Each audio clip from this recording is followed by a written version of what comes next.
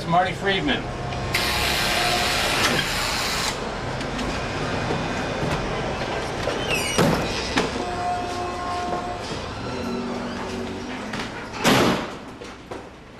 Electric Lady, here we are.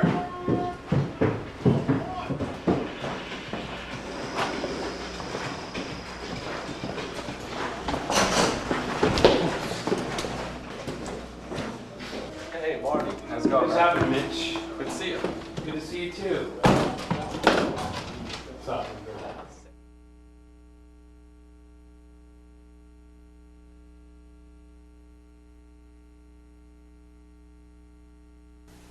Hey, this is Marty Friedman here. How you guys all doing? I'm here in New York, Electric Lady Studios, hanging out with my buddy here, Mitch Diamond. Hello. And he's going to be assisting me and kind of prodding me and probing me and asking all kinds of strange questions about my guitar playing. And we're going to get into a lot of details, a lot of cool stuff, and a lot of stuff that you would have thought he would have never done that, because we're going to go back into stuff from my way back past, which is kind of cool, and I'll explain why after we get a tuning chord. Here's a chord.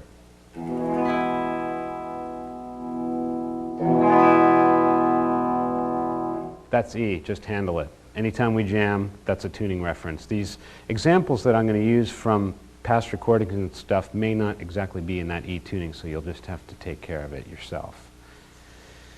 Okay, one thing about this video that I think is going to be cool is we're going to go back into a lot of the old stuff that I did, and the reason for doing that is I found that when I was a beginning guitarist and a young guitarist, that when I tried to learn some of the coolest stuff from my favorite guitarists, it would usually be way too hard for me, and I couldn't learn the details and the nuances of the way they played.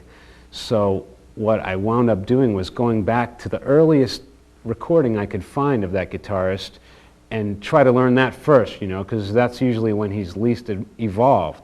For example, when I was growing up, one of my favorite guitarists was Uli Roth. And of course, I heard the great solos of like Sails of Charon and you know, Catch Your Train and everything from In Trance and all those great albums and stuff. And I couldn't really play them, and I'm like, God, how am I going to learn this? You know, it's really hard to learn when everything's flying by so fast.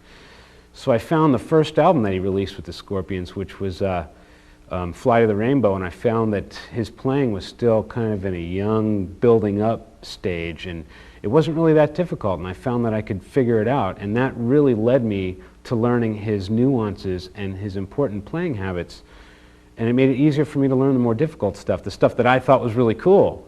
You know, of course, the stuff in the old days may not have been as cool because he wasn't quite as good, but I learned the most important details about the way he played. Anyway, enough about that guy, because he's just too good to even talk about. But what we're going to do is we're going to go back into like some demos that I did when I was like 2 years old, a long time ago, the first time I ever set foot into a studio. And I'm going to play along the guitar parts, and you can see how my playing has changed and what you can learn from the very embryo of my guitar playing. And I'm probably going to learn a lot of this too, because I haven't played like this in 15, 16 years, so let's see what happens.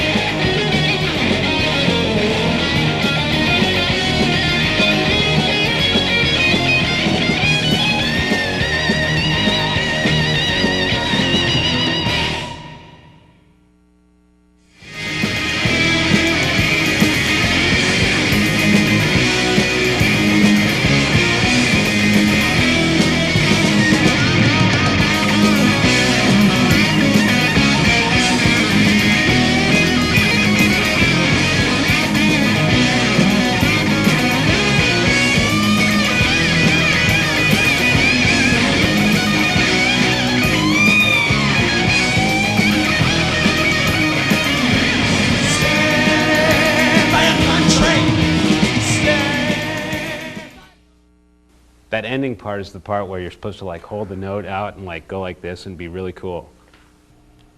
So what do you think about my checkered past, way back in the distance of time before anybody had even heard of anything that was really heavy? That was what was going on in the kid's life. That was heavy. It was good. Very good. I like the playing. Thank you. It's I liked some of the pull-offs you were doing towards the beginning of that first solo. Mm-hmm.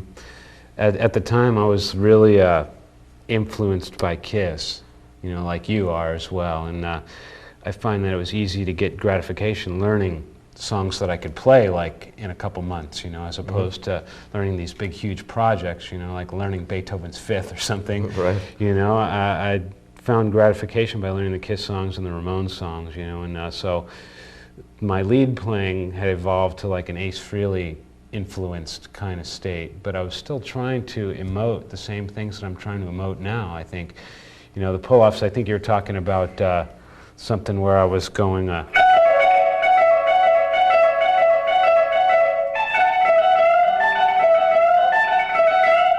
kind of thing. Right, very Ace Frehley-ish type Very of stuff. repetitive and kind of builds up the tension. And one thing that I've been doing since the beginning of when I play guitar is do something that repeats and let the chord work in the background do all the work. The chords are changing behind that. I'm just repeating this one pattern, and while I'm repeating this pattern, the chords are making a melody happen and making a feeling happen. So the lead is actually kind of being a rhythm, if you know what I mean. And it usually at that point, you know, being as rough as it was, would lead up to like a really kind of singing note, you know,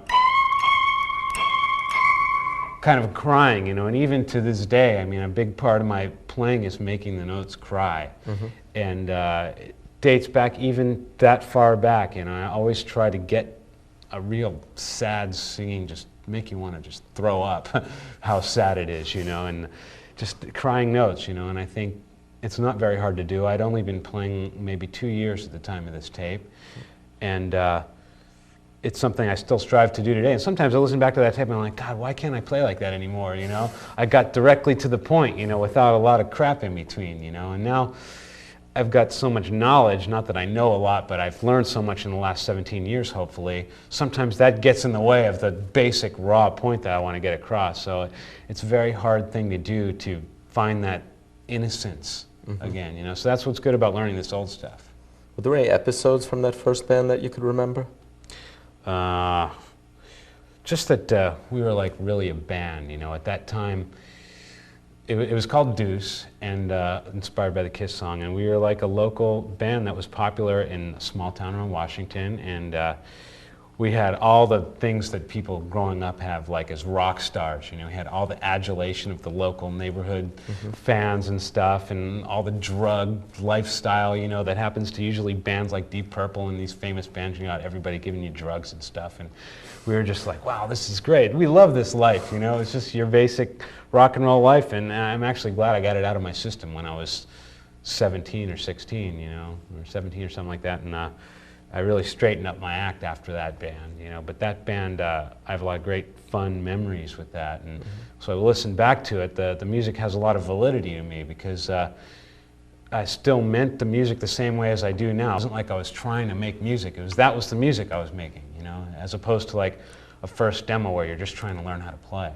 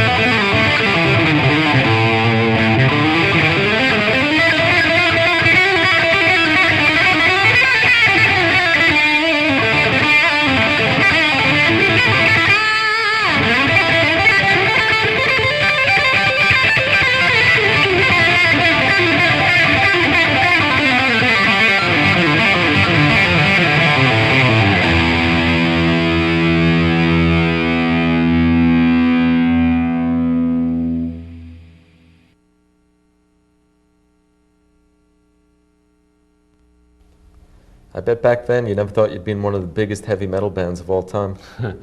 It's funny because at that time I really played like I was, you know, and we felt like we were because we had a lot of the adulation, you know, that major bands get, you know, and we were little kids, you know, so it really felt like big rock star-itis, you know, to us. So we didn't know the difference, you know. We felt like we were playing at Budokan, you know, or something, or Tokyo Dome, or any famous venue, you know. And so at that time, it was really, really exciting because I just began playing, and our band was really popular. So I had this great feeling, and like, wow, this is great. I think this is what I want to do with my life. And little did I know I was going to have to like struggle my ass off for the next 10 years to like do anything where I could like make a living. But I think I've always been trying to recreate the feeling that I had, you know.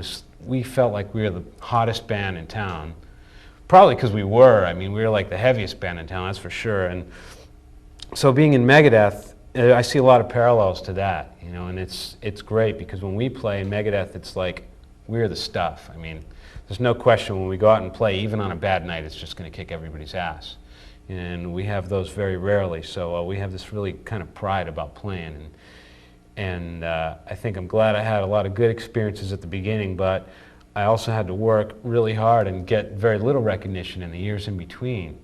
You know, I had a lot of hard times, you know, in a band called Hawaii, you know, which was kind of underground popular band. And all things led to where I am now. And in Megadeth, you know, we played the biggest places in the world, and we've got great, dedicated fans everywhere. And it just feels great, you know. And it's something that I take a lot of pride in, but I have to strive to continue to keep it going. I mean, it's not like the type of thing that if we just decided to relax and stop working, it would keep going. I mean, it would die like that, you know. And there's a strong work ethic going on. Right.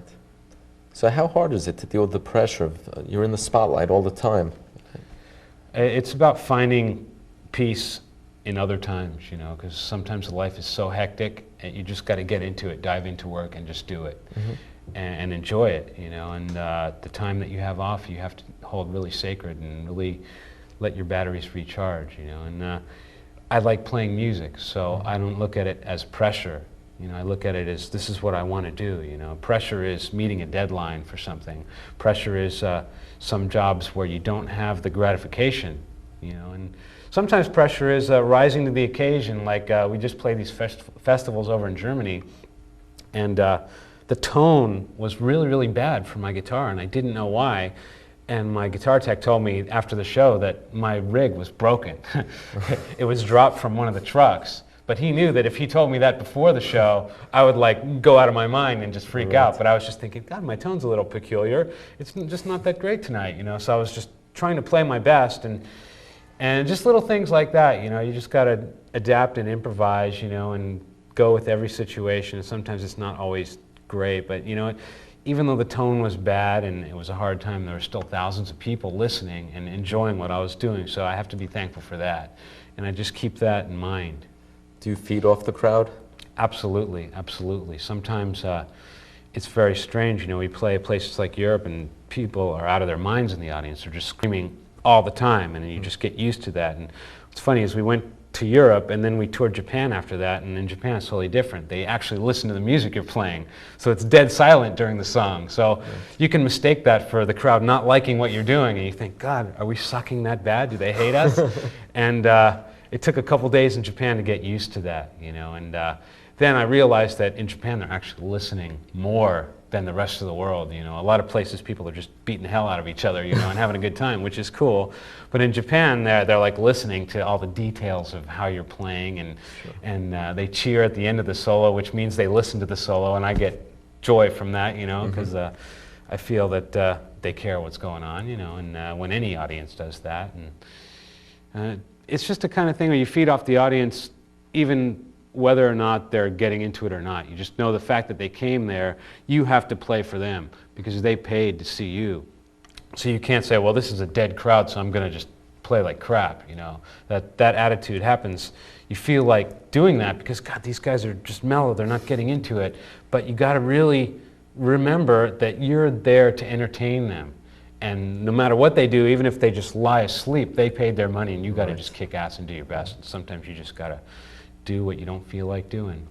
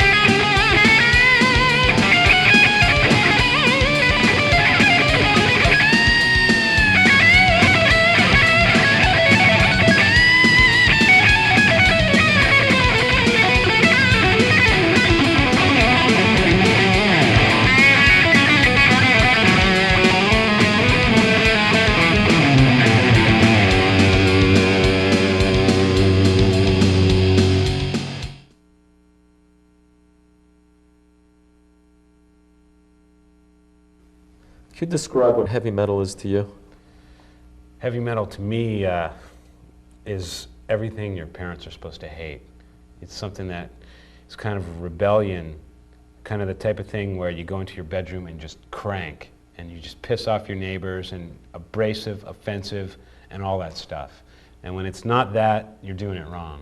You know what I mean? And I see a parallel to the music from the 50s, you know, and they hated Elvis, you know, because his image, you know, is leather jackets and just kind of an image that was not like the parents of those days, you know. And in the 60s, there wasn't really anything like that, in my opinion. And in the 70s came this heavy metal sound, you know. It started with Black Sabbath, I think, because it was just the most overdriven guitar that had ever happened. And so people started to enjoy that beautiful sound of a distorted guitar. I mean, there's something like almost medicinal about that. It feels so good to hear it, and like you're feeling down and school sucks and your parents are mad at you and you got all kinds of problems, and you go into your room and you just like turn heavy metal up very loud. It's going to do something good for you, not like, say, disco music or pop music, you know. Maybe there's good music. All other kinds of music are great, but there's something about heavy metal that just kind of cures problems, especially authority kind of problems. So that's your philosophy? Oh yeah, definitely, definitely. And, when first Kiss album came out, I mean, if you wanted to piss somebody off, all you had to do was show them the album cover, you know, and the Ramones and stuff. It was definitely for young people and for people who are just aggressive. And as a guitar player, what's the lead guitarist's role in heavy metal music? I think the lead player, you know, in the traditional sense, is the guy who comes out in the middle of the song and plays some kind of really high-pitched, wailing, screaming sound. Technically, you know what I mean? Just wail away. Yeah, and there's really no way to get around that being a fact. I mean, people have tried to change the format of heavy metal and breed it with other kinds of music, but classic heavy metal is there's a frontman, lead singer, maybe he plays guitar, maybe he doesn't. There's a bass player and a drummer and a lead player. A couple verses, and then there's a solo. And the solo usually winds up with something very exciting at the end. And this is just a fact. Like, music from other countries has a format. Like, Indian music has its ragas and its rhythmic time signatures and stuff, and it always follows a format. And Chinese music and Japanese music and music from all cultures has formats, and even heavy metal, roughly put, has its own format, and that's what it is. Where is it going? Where is heavy metal music going? What's the future? It's really weird, you know. I'm hoping that there's going to be like kind of a resurgence of straight-ahead heavy metal, you know, because it's kind of changing and there's a lot of different things happening in heavy metal.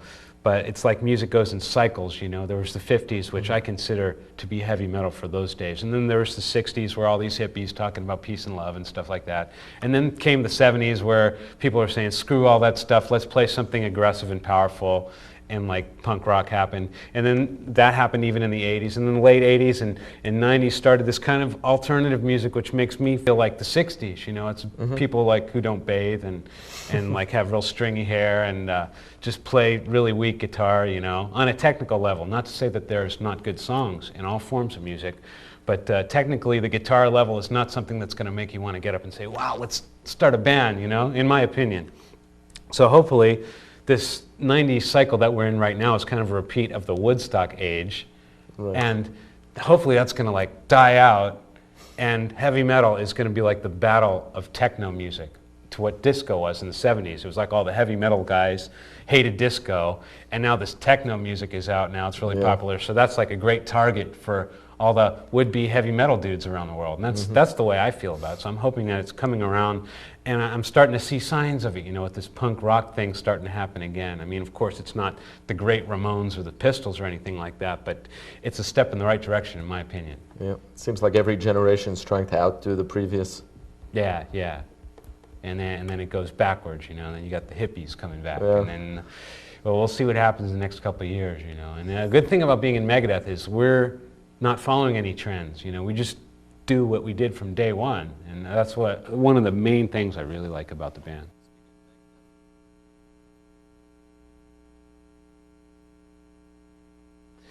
Now I'm going to play a solo from a song called Dragon Mistress off my first solo album, Dragon's Kiss, and then Mitch and I are going to do a jam where I can ad-lib some soloing, a little bit different from the one that's on the record. But right now, let's try the one on the record and see if you can get the details of that.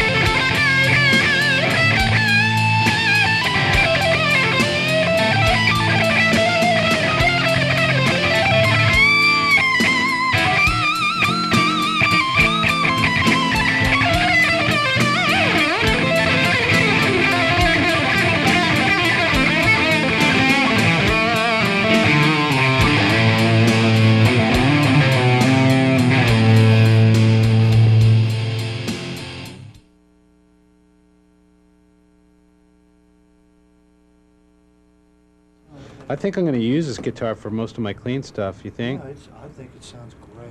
Best sounding one.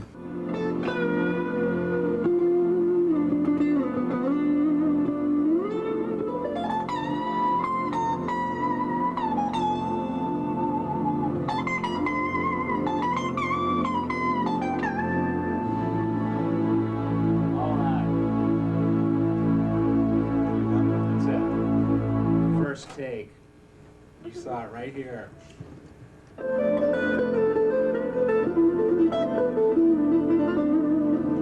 that. Wipe that and keep the track we have. Good artist knows when to stop. That's right.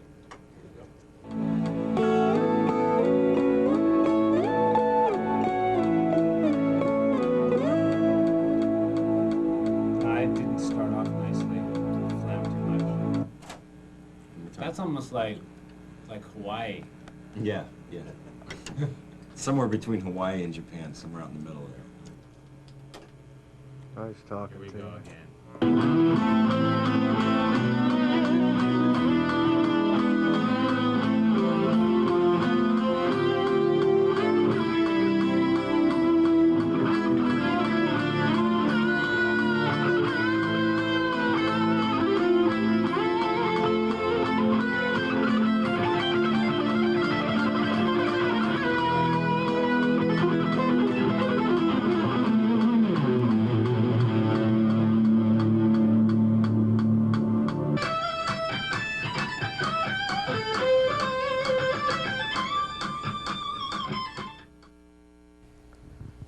That was a song from Scenes. That was your second solo album. Yes. What took place in recording that album? That was, you know, it was recorded the same as any other record, except I had a lot more kind of atmospheric sounds, you know, a lot more kind of synthesizing pads under my guitar playing. There was a lot less distorted guitar recording, which was the first time I recorded a lot of clean tone. Usually, you know, there might be a couple clean parts here and there, you know, doing hard rock music, but on my solo stuff, it required a very glassy, clean tone for my guitar, which was playing the majority of the melodies. So on Scenes, as in that clip there, I was playing a lot of kind of lead phrasing without lead tone, which kind of requires a different mindset about soloing. When you have distortion up and you're just cranking, you have like feedback to rely on, and you have all kinds of power behind you. When you're playing with clean tone, you really have to feel the melody and not go on the charge of the power, you know what I mean? Right. You want to just play the melody that you hear and just try to get that onto tape, as opposed to playing with a heavy distortion where sometimes cool things happen by mistake, you know, and kind of feedbacks are in different keys than what you're playing in, and it sounds really cool and things like that. When you're playing with clean tone, it's just what you're playing is what you get. You did some acoustic stuff on that record too. Sounds Classical. like it, but there wasn't any. It was all done on electric. It was actually, all the clean stuff was done on that guitar that's in the clip there. And like I said in the clip, that was the first take, which is very lucky because most of the takes were not first. That's why we're showing one of the quicker ones. Usually it took a lot longer than that. Now, the album Scenes, it seems like there's a theme you're following in that record, almost like there's a philosophy you're trying to reach. Was there something? Was there? I think on Scenes is the first time that I could show the melodic side of my playing really, really clearly. Always in the past I had that melodic side, but I had so much technique and guitar stuff that I really wanted to show as well, that sometimes in showing all that stuff at the same time, it got really crowded in there. And you could say, well, there's a melodic idea there, but there's just so much guitar going on, I can't really see what's happening. In Scenes, I pretty much abandoned all of the really manic guitar playing and only did what was really necessary, and stripped off all of like the pyrotechnics, if you will. And on Scenes, it's pretty much the same melodic ideas I've always had, but since I'm in Megadeth and I'm playing heavy music every day, I really didn't need to do that again on a solo album. So I could really speak clearly musically with what I wanted to do. So that was the biggest gratification about Scenes, you know, because the melody is the melody, and there's not like a bunch of fretboard pyrotechnics covering everything up. Although the guitar was very cool, and I'm very happy with the guitar and proud of it, it was definitely not what I'd call a guitar album. How much of a role did the producer play? Being myself and Kitaro, Kitaro is one of my just idols. I mean, I think Kitaro is amazing musician, and the fact that he even gives me the time of day, much less produce my album, this just blows my mind. It was really cool. I mean, he added a lot of things that he heard because he's got a lot more experience in playing kind of quiet soundtrack-like music. You know, I've been hearing that music for years, but that was the first time I ever recorded anything like that. So I did most of the tracks first, and then I sent the tapes to Kitaro, and he added some things. And I was going to have the final say what I was going to take off that he added and what I was going to leave, and I left every single thing that he put onto the tape. Just little embellishments, you know, like a tambourine part, or little kind of foreign instruments in the background, and kind of little just embellishments. And he added a lot of little things that you can't really hear unless you listen for them, and really, really important to the vibe of the music. You know, he knows a lot about the subtle details of music, and that's what I really respect about him, that I learned a lot from him. So what was that thing in the video you would, with the finger here while you were playing? Oh, the other guy who had his... He had his finger on... Yeah, okay. What that is when I'm recording in the studio, I like to have my strings muted a little bit extra, because the way I play, if you noticed, my hand is like this and not like this. You know, if my hand was like this, I could be muting the strings as I play. But see, I don't really like that sound, that sound, you know. I like da-da-da-da-da-da-da-da, really clean and clear. And sometimes that runs the risk of open strings ringing by mistake, you know. And oftentimes when I'm in the studio, I'm trying to get a good take, you know, I'm trying to get really animated and involved, and sometimes I got the guitar going all over the place, and I'm ringing the strings, you know. And sometimes I put a piece of tape on there and hold the strings from ringing that way, but the best way, if it's like a passage that's really got to be super clean, I'll have somebody put their hand there and kind of mute it, like just light enough to mute the strings without actually changing the pitch. I mean, if you had them all down like a capo or something, it'd be different, but just light enough to mute it. And actually, that's kind of a secret, you know. I don't like to talk about that so much, you know. That's kind of a little secret. Okay, wipe that. No, forget about that. No, actually, we should keep that in there, you know, because it's really a good idea. Guys ask me, how do I mute? And sometimes that's how I'm using. Of course, I can't do it live, so I've just got to do the best I can. But in the studio, where everything is under the microscope and it's got to be really done clearly, sometimes I don't want to have an awesome, perfect take and have it ruined because there's an open string going sploing during the middle of the solo that you can't fix. So sometimes if I feel like I'm about to do something really cool, I'll have somebody put their finger there as opposed to putting a piece of tape there, which usually I have tape there the entire time. Of course, I have to take it off if I'm doing anything that has any open strings in it. Right. But kind of a secret. Don't like to tell anybody that, but what Too the late hell? now. Yeah. What does the guys in Megadeth think about it, and your friends and your family, for that matter? Everybody likes it, as far as I know. I mean, I don't know what they're saying behind my back, but the most important thing is it's exactly what I wanted to hear. And I think as I grow as a musician, I can play what I want to hear a lot clearer.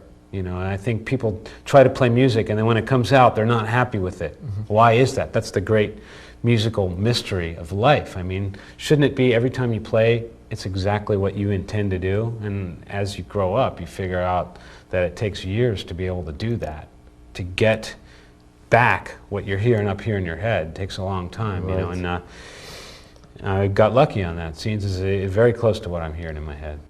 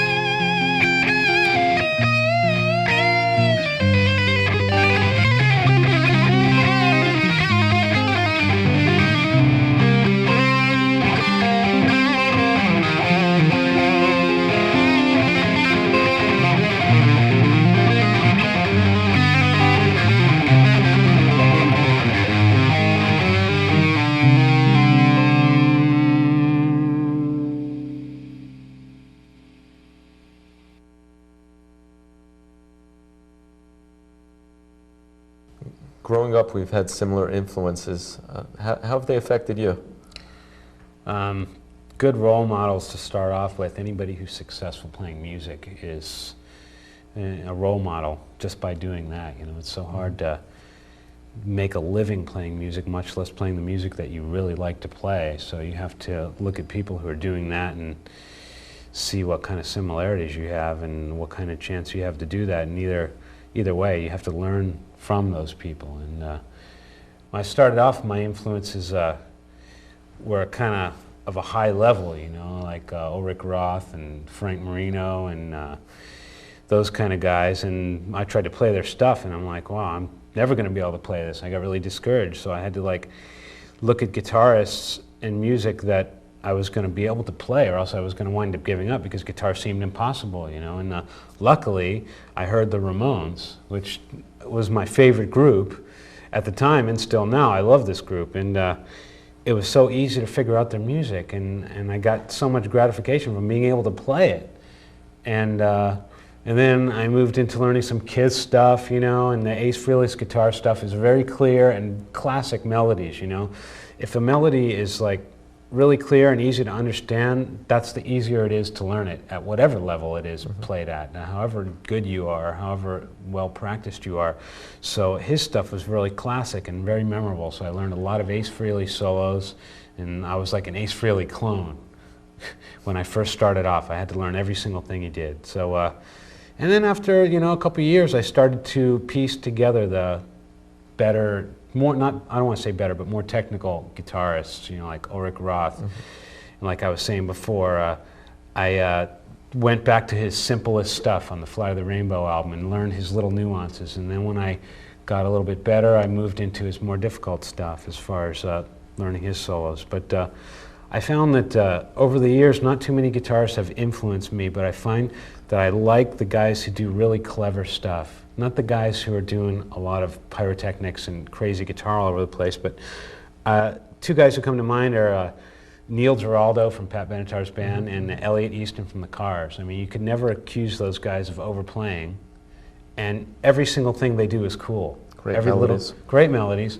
Every little rhythm part, every little guitar embellishment, and especially the solos are classic. And another guy like that is Brian May. I mean, you could never accuse this guy of like just overplaying. And every single thing he does just is clever. It sounds like him. It's got personality. It's beautiful.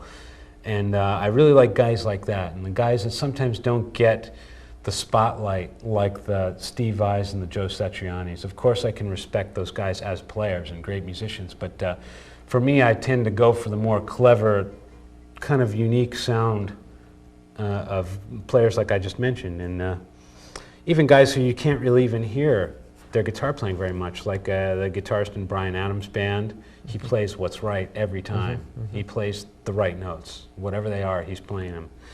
And the guitarist in Susie and the Banshees, you can barely hear his guitar, but when it comes out there, he's doing something cool and clever. And the Cure has amazing guitar lines, you know, and I tend to really enjoy listening to that more than, say, the guys who know every lick and every scale and every speed and all kinds of wildness. Speaking of scales, do you have any scales that you like to do? Do you ever play around scales?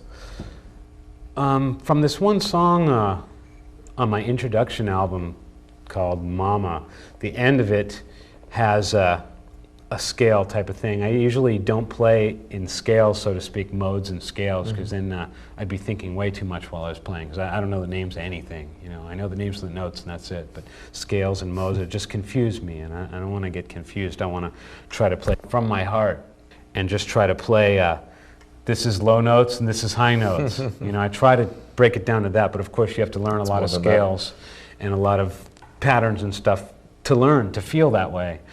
But there's an example in that song, which I'm going to play for you right now.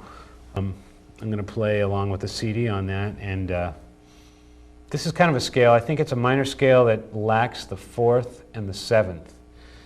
And it's a pattern that I do going descending. And the thing about it that's cool is it's a B minor scale played over an F sharp chord. So there's a tension of being a 4th above the chord you're playing over. And this is the end of the song, so it's kind of a finale. It's kind of dramatic, and I wanted it to be like a trumpet. I was thinking of kind of like a bullfighter almost in a ring, and a real kind of Herb Alpert dramatic trumpet vibe, just a lonely vibe.